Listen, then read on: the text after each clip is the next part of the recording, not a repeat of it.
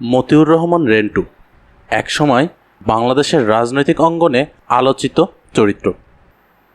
তার জীবনের গভীরে লুকিয়ে থাকা সত্যের খোঁজে তিনি প্রবেশ করেন এক অজানা পথে, যা কেবল রাতের আঁধারেই উন্মোচিত হয়েছে। তার রাজনৈতিক জীবনে উদ্দীপনামূলক অভিজ্ঞতা এবং আত্মদ্বন্দ্ব তাকে এই রহস্যময় যাত্রায় টেনে আনে।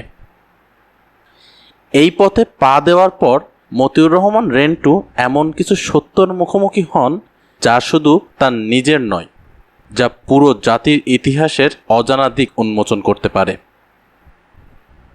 আমার ফাঁসি চাই বইটি মতিউর রহমান রেন্টু বহু আলোচিত ও সমালোচিত একটি বই, কিন্তু আমরা অনেকেই জানি না মতিউর রহমান রেন্টু কে এবং কি তার পরিচয়। আজ আমি লেখক মতিউর রহমান রেন্টু সম্পর্কে বিস্তারিতভাবে আপনাদেরকে জানাবো।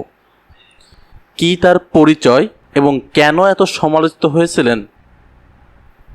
নিয়মিত এই ধরনের ভিডিও পেতে আমাদের চ্যানেলটি সাবস্ক্রাইব করুন। মতিউর রহমান রেন্টু বাংলাদেশের স্বাধীনতা যুদ্ধে একজন সাহসী মুক্তিযোদ্ধা। 1954 সালে গোপালগঞ্জ জেলা মুকসুদপুরে তিনি জন্মগ্রহণ করেন। তার পিতার নাম আব্দুল বারীর।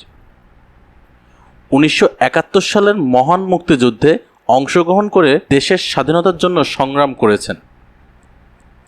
মুক্তিযোদ্ধা হিসেবে তার অবদান স্বীকৃত হয়েছে, যা সরকারি নথিপত্রে তার নাম অন্তর্ভুক্ত এবং ভারত সরকারের প্রদত্ত বিরল সনদপত্রের মাধ্যমে প্রমাণিত হয়েছে।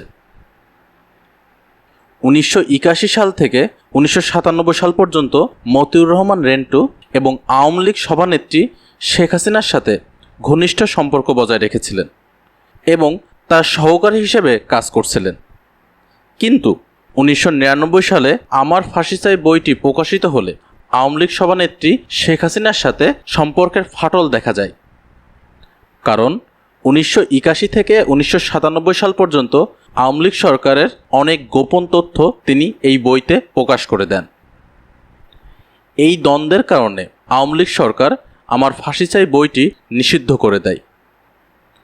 পরবর্তীতে তাকে হত্যার চেষ্টাও করা হয়েছে।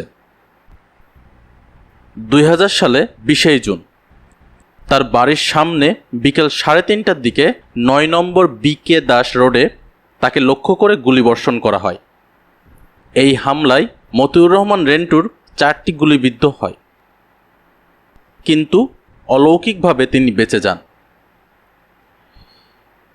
এই ঘটনা তার জীবনে এক মোড় ঘুরিয়ে দেয় এবং পরবর্তীতে তিনি অন্তরালে হত্যাকারী প্রধানমন্ত্রী নামে আরও একটি বই লেখেন, যেখানে তিনি এই হত্যা চেষ্টার বিস্তারিত বর্ণনা দেন।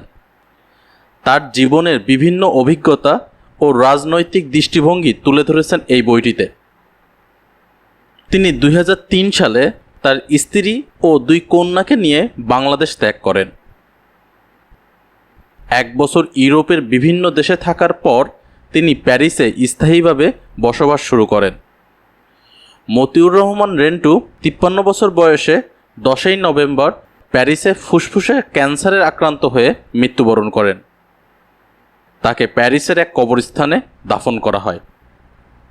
মতিউর রহমান রেন্টু তার লেখা আমার ফাঁসি চাই বইটি সম্পর্কে বলেছিলেন, যুবকেরা যদি এই বইটি পড়ে তাহলে তারা রাজনৈতিক কালো থাবা থেকে নিজেদেরকে রক্ষা করতে পারবেন।